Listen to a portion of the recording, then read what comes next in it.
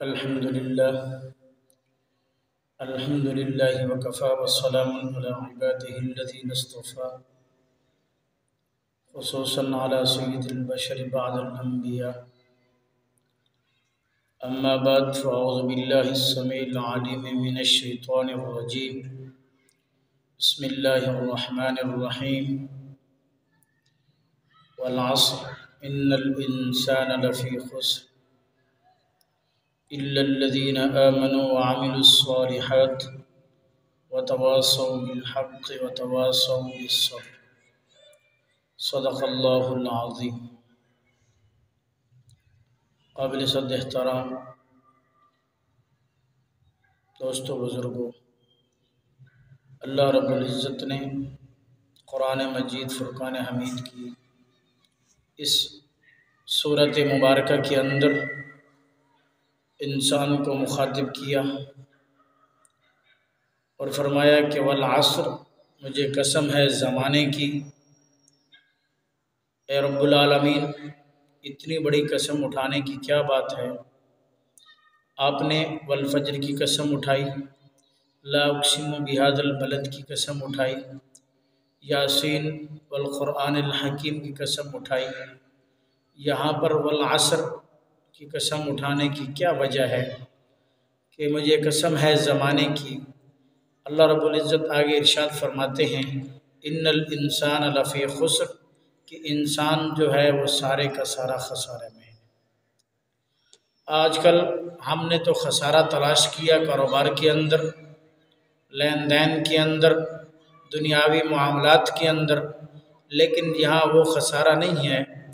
یہاں پر جو خسارہ ہے وہ اعمال کا ہے. دار و مدار انما الاعمال بالنیات، عمل کا جو دار و مدار ہے وہ نیت پر ہوتا ہے. تو یہاں اعمال کی وجہ سے اللہ رب العزت ارشاد فرما رہے ہیں کہ مجھے قسم ہے زمانے کی کہ انسان سارے کا سارا خسارے میں. جو ہم سے پہلے گزر گئے، جو ہم اس وقت معاشرے میں ہیں، جو آنے والے ہیں، اس سب سارے کے سارے خسارے میں. یا اللہ پھر کامیاب کون ہے؟ فلاح والا کون ہے؟ کامیابی کس کو ملے گی؟ تو اللہ رب العزت نے اس کی بھی نشاندہی فرما دی ہے اسی صورت کے اندر.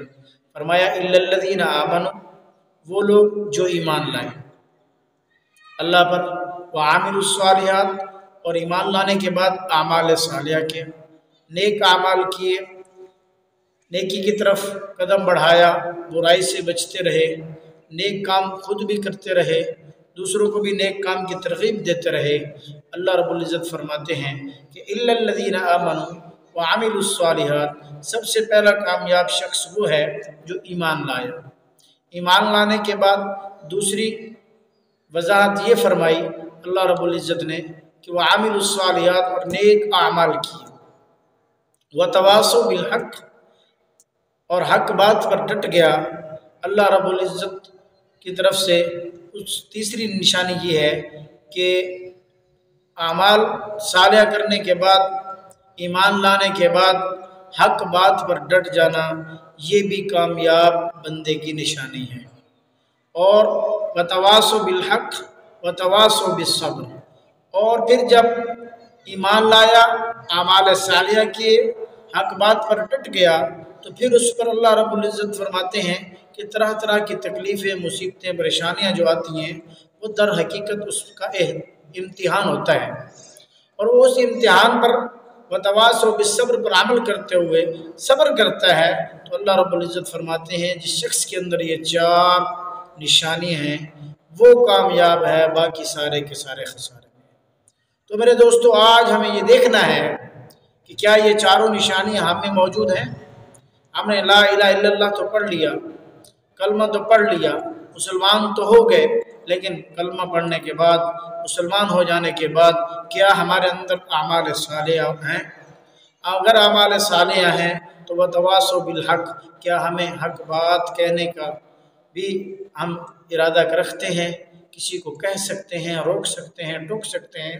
اور پھر وتواصوا بالصبر، اور اگر ہمارے اوپر اللہ کی طرف سے یا دنیاوی معاملات میں سے کسی وجہ سے کوئی پریشانی، تکلیف یا مصیبت آتی ہے تو ہم اس پر کیا صبر کرتے ہیں یا ہم واویلا شروع کر دیتے ہیں؟ اگر ہم نے صبر کر لیا ہے اس پر تو اللہ رب العزت کی طرف سے ہمیں جنت کا پروانہ دیا جاتا ہے کہ یہی لوگ کامیاب ہیں۔ باقی والعصر اللہ رب العزت نے جیسے قسم اٹھائی ہے کہ مجھے قسم ہے زمانے کی، انسان سارے کا سارا خسارہ ہے۔ تو الا الذین آمنوا وعملوا الصالحات وتواصوا بالحق وتواصوا بالصبر، کہ ایمان لاؤ اور ایمان لانے کے بعد اعمال صالحہ کی طرف چلو، خود بھی نیک کام کرو، دوسروں کو بھی نیک کام کی طرف متوجہ کرو، خود بھی برے کاموں سے بچو اور دوسروں کو بھی برے کاموں سے بچاؤ۔ یأمرون بالمعروف وتنہون عن المنکر، کا مصداق جب ہم بن جائیں گے کہ خود بھی نیک کام کرنے والے بن جائیں اور دوسروں کو بھی نیک کام کی طرف دعوت دیں، تو میرے دوستو ہم دنیا میں بھی کامیاب ہو جائیں گے اور کل روز محشر آخرت میں بھی کامیاب ہو جائیں گے۔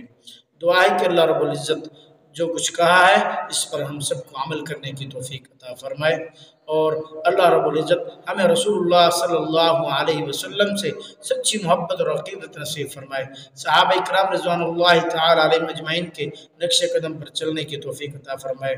اس پر ہماری دونوں جہانوں کی کامیابی ہے۔